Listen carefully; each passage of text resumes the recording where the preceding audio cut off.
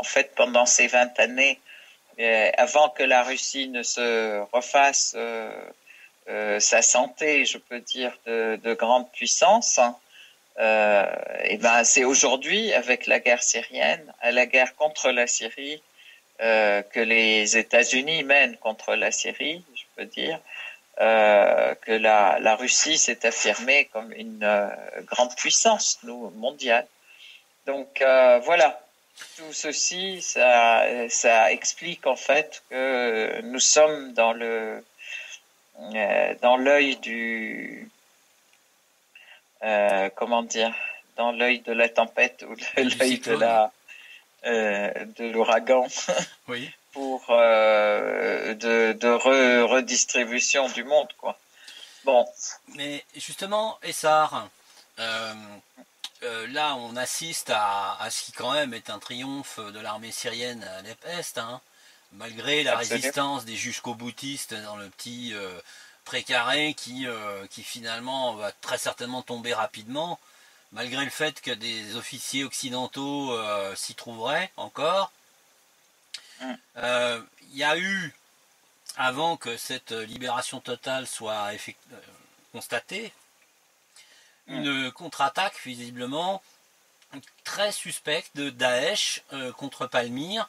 Alors les effectifs en question, apparemment, il y en a une partie qui venait de Mossoul, et donc ce qui a fait dire d'ailleurs à la porte, enfin, aux autorités russes, aux autorités militaires russes, que ces terroristes en fait avaient apparemment bénéficié soit d'une largesse du renseignement américain, soit carrément d'une aide, parce que on voit pas très bien comment des terroristes qui étaient censés se battre à Mossoul, se retrouvent quelques jours plus tard en plein désert syrien à attaquer Palmyre.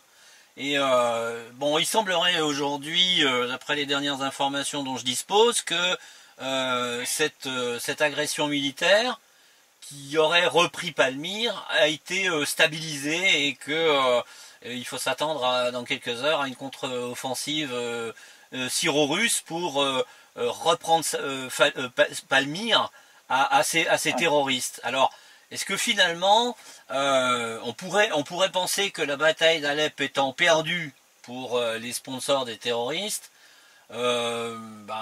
naïvement on pourrait penser que les sponsors des terroristes se disent c'est perdu, on laisse tomber, on rentre chez nous, et il semblerait que c'est pas le cas du tout. Est-ce que vous pensez que ça peut, que finalement ces sponsors sont décidés à aller jusqu'au bout, y compris à une confrontation militaire directe avec la Russie pour obtenir ce qu'ils ont pour l'instant échoué d'obtenir, hein?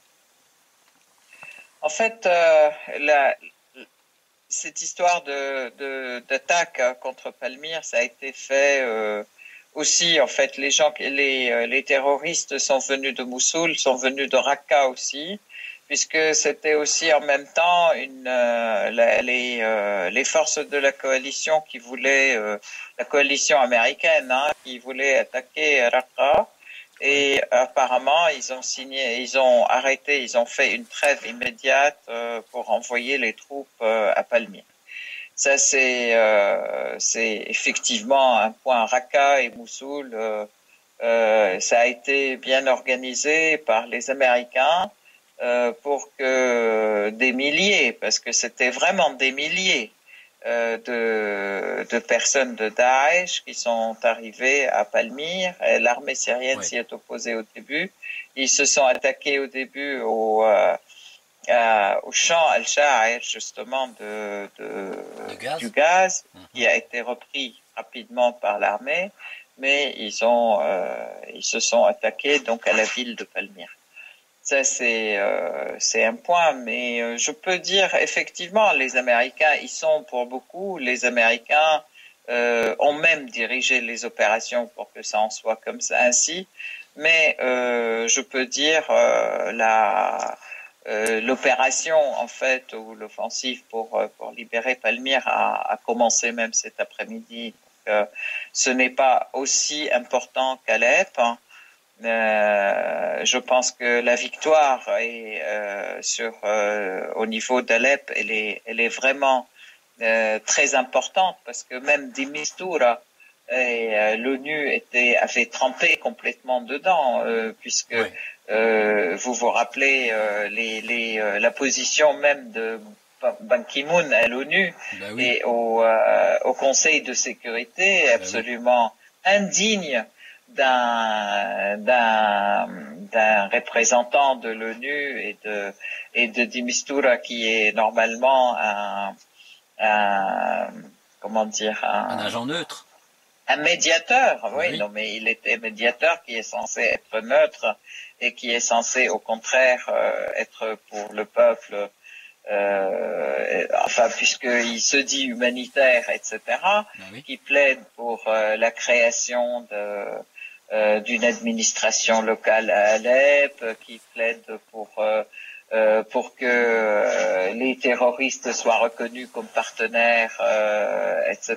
Enfin, c'est complètement aberrant, et je crois que tous les masques sont tombés dans cette période. En peu de temps, tous les masques sont tombés et tous se sont avérés être du côté des terroristes, aussi bien l'ONU que les pays occidentaux qui se prétendent être pour les droits de l'homme et prétendent en plus lutter contre le terrorisme alors qu'ils sont en train de l'alimenter et de le diriger. Ouais. Donc ces gros mensonges sont vraiment se sont dévoilés. Et pour toutes les populations, maintenant, effectivement, les jeux continuent au niveau du Conseil de sécurité, au niveau de l'ONU, etc. Un véritable jeu de rôle, quoi.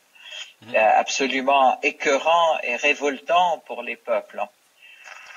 Ça, ce sont des points importants, mais je peux dire en fait que pendant cette guerre, le peuple syrien a appris beaucoup aussi. Et c'est beaucoup renforcé, y compris dans son unité. Alors qu'on veut le diviser, il y a une unité qui est de plus en plus grande. Et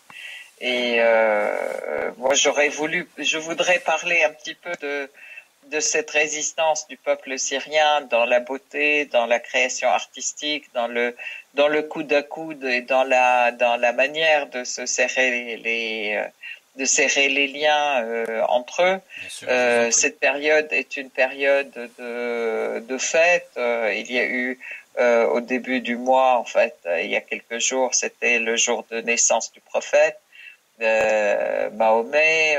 Bientôt les Noël et le jour de l'an. Et en fait, dès maintenant, il y a partout des chorales de célébration des deux fêtes, des deux prophètes, on peut dire, Mahomet et Jésus, et des chorales partout, des messes mixtes partout, musulmans et chrétiens. Ça s'est jamais vu avant, en fait, et maintenant ça devient presque systématique depuis 2013.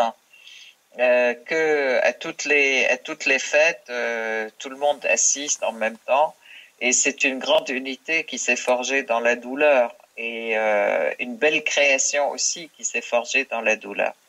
Les créations artistiques, je peux dire, entre les films les nouveaux films qui dénoncent effectivement, qui montrent cette souffrance du peuple syrien et toute cette cruauté aussi des terroristes. Il y a pas mal de grands films.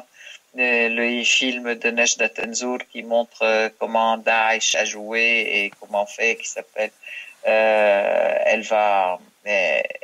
c'est donc un film là-dessus, un autre film sur la prison d'Alep, en fait, et la libération de la prison d'Alep, les prisonniers, la lutte de l'armée syrienne face à cette attaque de la prison d'Alep. Il y a donc tout un tas de choses qui se font, à la fois pour documenter ces horreurs qu'on vit, mais aussi à la fois pour exprimer un message d'amour et de paix, mais du fin fond de la souffrance du peuple syrien. Et ça, c'est vraiment extrêmement touchant. et je crois c'est en même temps extrêmement enrichissant comment dire, c'est un appel à l'humanité et au peuple du monde entier pour l'amour et la paix. Donc, malgré toutes ces souffrances, le peuple syrien n'oublie pas son message initial, qui est un message d'amour et de paix. Là-dessus aussi, je voudrais quand même signaler le départ, la visite de notre mufti avec le patriarche. Hein. Le patriarche assyrien, en fait, ils sont partis tous les deux en Irlande avec une délégation de parlementaires irlandais.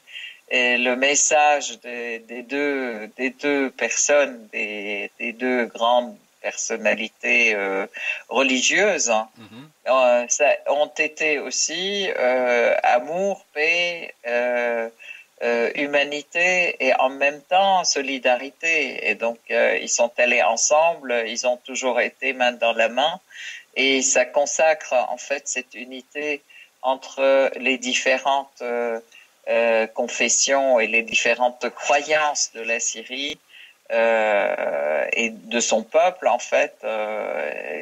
On n'est ni musulmans, ni chrétiens, ni sunnites, ni chiites, etc. Nous sommes tous syriens et c'est tout. Et donc ça, c'est aussi un message au monde qui veut nous diviser et qui veut mettre toujours en exergue des différences, alors que nous sommes riches de nos différences dans l'unité citoyenne. Et ça, c'est un point très important.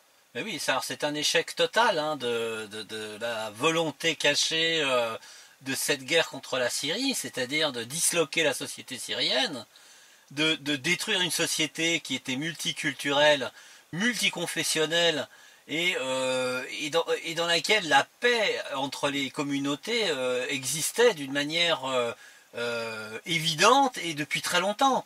Et c'est aussi pour détruire ça que la guerre a été lancée contre la Syrie. Et donc du fait même que, comme vous le disiez tout à l'heure, maintenant on observe des chorales multireligieuses qu'on n'aurait peut-être même pas vues avant. C'est le symbole de l'échec total du plan de dislocation de la Syrie. En effet, oui, tout à fait. Le plan a échoué complètement, mais en fait, ça a toujours été aussi la Syrie. Ça a toujours été la Syrie, et c'est vrai que maintenant cette tendance s'est beaucoup renforcée, à vrai dire. Les chorales, elles ont toujours été mixtes en fait en Syrie. D'accord. Et personne ne voulait le croire, mais bon, là c'est une réalité. Cette unité entre chrétiens musulmans a toujours existé. Cette unité entre les différentes composantes du peuple syrien a toujours existé. On a toujours, en fait, on s'est jamais senti autre chose que syrien. Je veux dire, moi j'ai grandi dans une atmosphère où je ne savais même pas si mes amis, s'ils étaient chrétiens, musulmans, sunnites, chiites, etc. Ce sont mes amis et on était toujours ensemble, puis c'est tout, quoi. Donc ça c'est, même à la limite, on le savait et on le respectait, mais ça n'allait pas, c'était pas plus important autrement. Et moi aussi, j'ai toujours aimé, par exemple, assister aux messes de minuit à Noël avec les copines, etc. Parce que aussi, c'est quelque chose de spirituel et on reconnaît toutes les spiritualités. Donc, c'est dans un, comment dire, nous sommes un État laïque, mais dans un profond respect de la croyance de chacun. Donc c'est vraiment pour moi c'est l'exemplaire, c'est une laïcité exemplaire tout simplement. Voilà. Et bon alors en dehors de ça, je peux dire aussi que ça a été important pour le peuple syrien. qui avait toujours des tendances très amicales envers l'Occident, etc., et croit toujours que l'Occident, c'est la belle vie et c'est le grand développement, c'est les grandes valeurs. Et ben aujourd'hui, avec ces 6 années de guerre menées par l'Occident de connivence totale avec Israël, contre la Syrie, eh ben, a appris beaucoup au peuple syrien, surtout aux jeunes Syriens, qui étaient aussi très attirés par le refuge vers l'ouest, aller se réfugier, etc. Ben, aujourd'hui, qu'ils ont eu cette expérience d'être réfugiés dans les pays occidentaux, ben, la plupart d'entre eux le disent, en fait, ils envoient des messages, etc., en disant on préfère être le dernier comment dire, des mendiants, oui, ou ne rien posséder dans mon pays, en Syrie, plutôt que d'être dans les pays occidentaux. Enfin qu'en Europe essentiellement, puisqu'ils sont souvent partis en Europe en tant que réfugiés. Et ça, c'est quelque chose de très important, vraiment.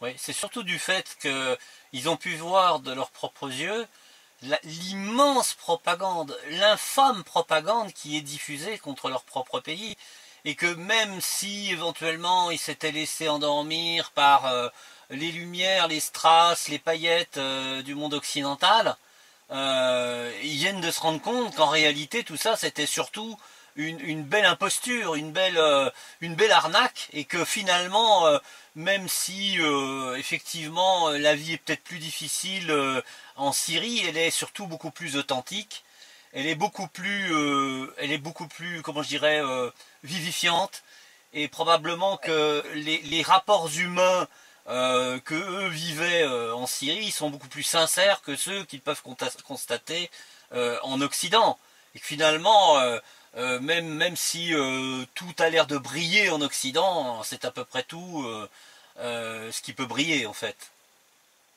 Il y a ça, mais il y a aussi de notre côté tous ceux qui étaient attirés par l'Occident en pensant que c'est la démocratie, que c'est le respect des valeurs humaines, etc. Quand ils ont vu qu'ils ont été très maltraités, tabassés, en fait, alors qu'on leur disait venez, c'est bien que vous veniez en tant que réfugiés, vous aurez ci, vous aurez ça, etc.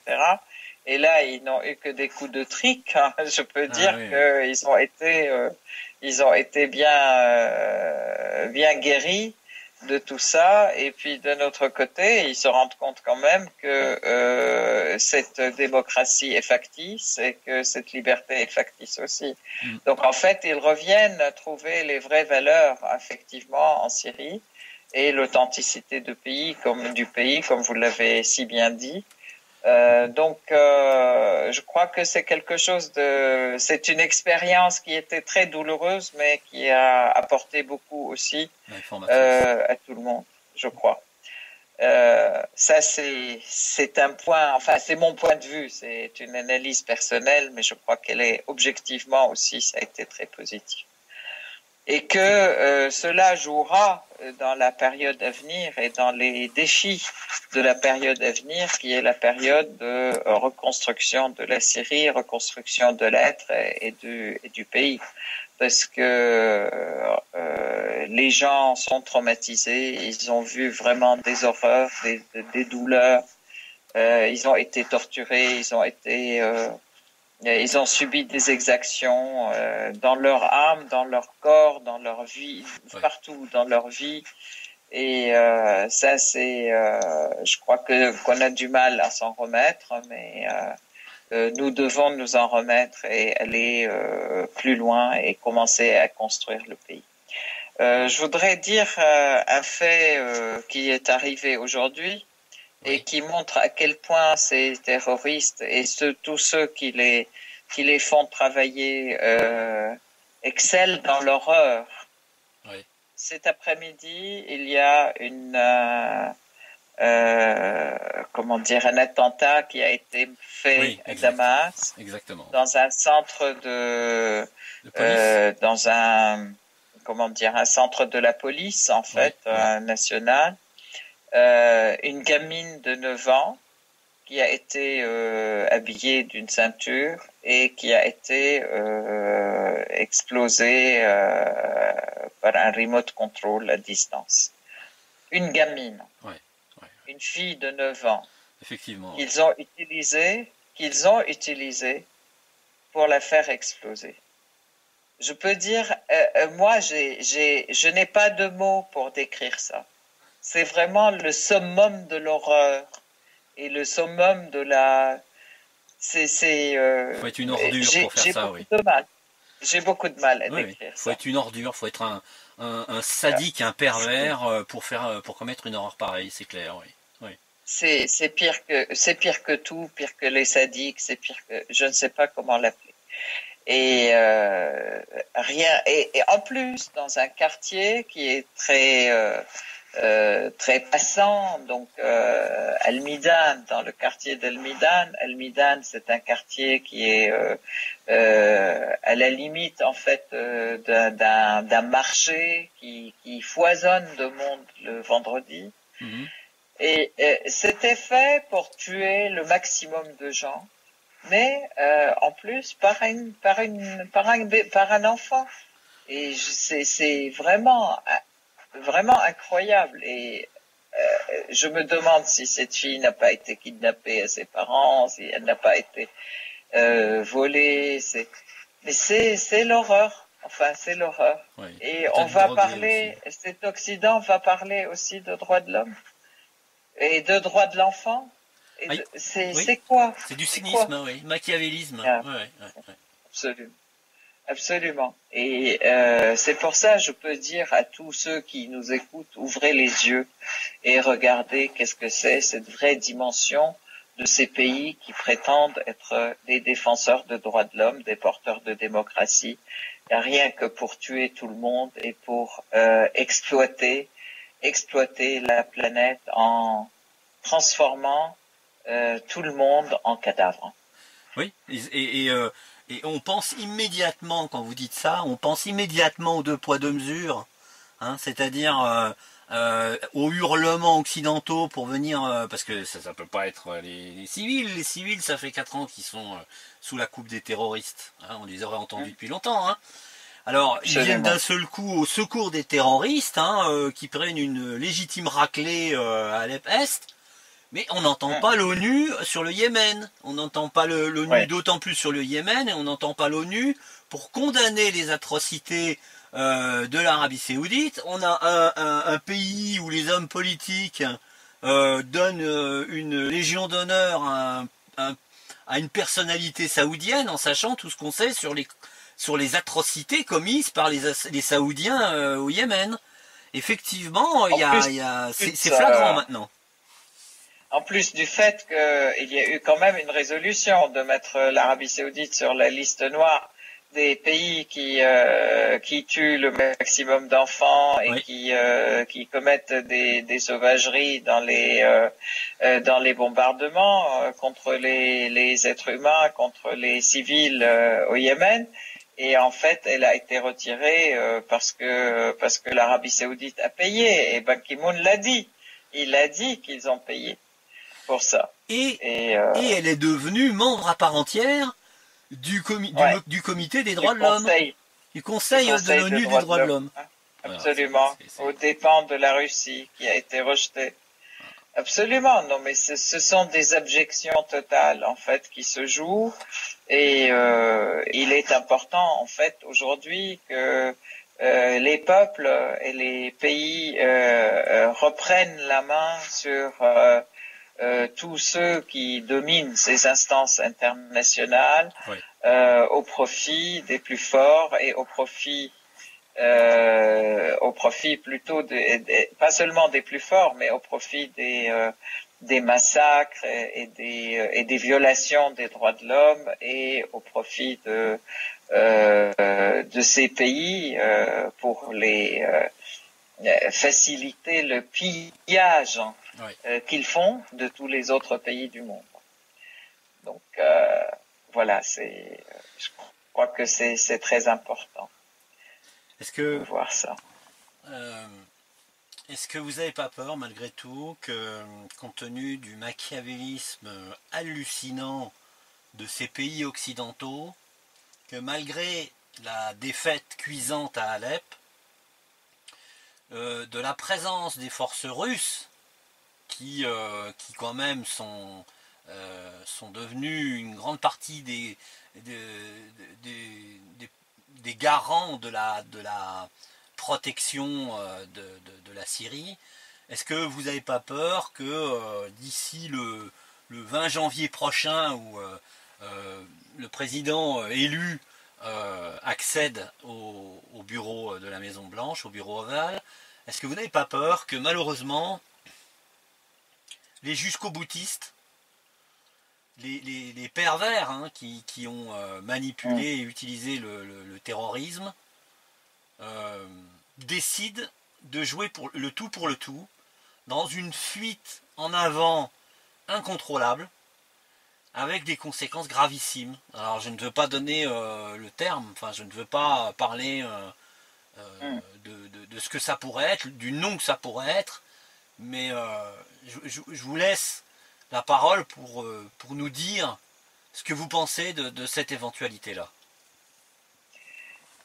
Écoutez, d'abord, la victoire d'Alep est très importante, effectivement, et elle est grandiose, et je crois que elle a montré aussi que un peuple déterminé, qui croit en lui et qui est décidé aussi à se défendre, arrive à vaincre, à vaincre et arrive à triompher. Même contre toutes ces factions terroristes qui étaient super armées jusqu'aux dents, soutenues médiatiquement, militairement et politiquement par les pays de l'OTAN, atlantistes, disons-le, en fait, tous les pays de l'OTAN, et qui ne sont pas des petits pays, et quels pays. Donc aujourd'hui, la victoire d'Alep montre quand même l'échec de ce plan et la force du peuple et du peuple, de l'armée, du président, de nos alliés en fait de nos alliés aussi bien dans la région que dans le monde, parce que ils sont quand même nombreux aujourd'hui, fort heureusement. Je crois que ça, c'est cette mise en échec de ce plan les rend fous, effectivement, et les rend capables de faire le pire, peut-être, comme on a vu l'explosion de cette gamine qui me fend le cœur, quoi. Oui, c'est effroyable. C'est un côté effectivement. Mais d'un autre côté, je crois que les choses suivent leur cours et qu'il y a peut-être un point d'inflexion dans la politique mondiale qui a été franchi dans cette victoire. Je pense que c'est une question. Effectivement, il y a eu toutes les tentatives pour essayer de créer une situation de non-retour inverse avant le 20 janvier, avant que Trump ne prenne le pouvoir réellement aux États-Unis, pour accentuer les contradictions avec la Russie, pour accentuer aussi les sanctions contre la Russie et la Syrie, etc. Tout ceci fait, comme on l'avait dit, je crois la dernière fois, c'était pour essayer de couler dans le ciment une politique une politique belliqueuse vis-à-vis de la Russie, évitant toute possibilité d'entente par la suite. Mais je crois que les choses sont quand même les dés sont jetés et que ça n'ira pas dans le sens qu'ils veulent malgré tout. Il y a des moments difficiles, il y aura aussi effectivement des souffrances encore, mais je crois que le chemin qu'on commence à voir le bout du tunnel, si on peut dire, on commence à voir la lumière. Pas parce que il y a de nouveaux présidents par-ci ou par-là, mais c'est parce que notre foi en nous-mêmes augmente et parce que nous et nos alliés, nous arrivons à avoir plus d'expérience, plus de connaissances et plus de force et de croyance en nous-mêmes. C'est très important, je crois.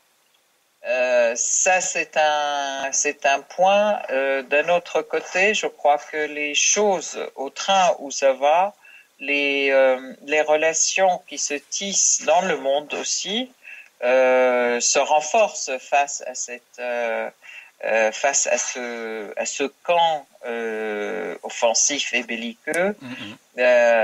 On voit quand même que dans les pays asiatiques, en fait, les accords, par exemple, les accords pour la banque qui vient d'être créée là entre l'Iran et la Russie, la banque musulmane commune, où on fait des échanges en monnaie locale entre l'Iran et la Russie. D'autre côté, les relations avec la Chine aussi qui se font différentes, où il y a plus de coopération et plus plus d'échanges aussi. Les relations entre pays asiatiques aussi dans le cadre de ASEAN aussi qui se font qui se tissent des relations économiques plus claires, plus sur un pied d'égalité et de reconnaissance de la souveraineté de l'un et de l'autre, etc. La création de cette banque de développement aussi à l'est, en fait, dans les pays asiatiques avec la Russie. Donc tout ceci mène à croire que il y a quand même une réalité nouvelle qui se fait et qui certes n'est pas encore complètement établie et complètement forte, mais qui s'installe.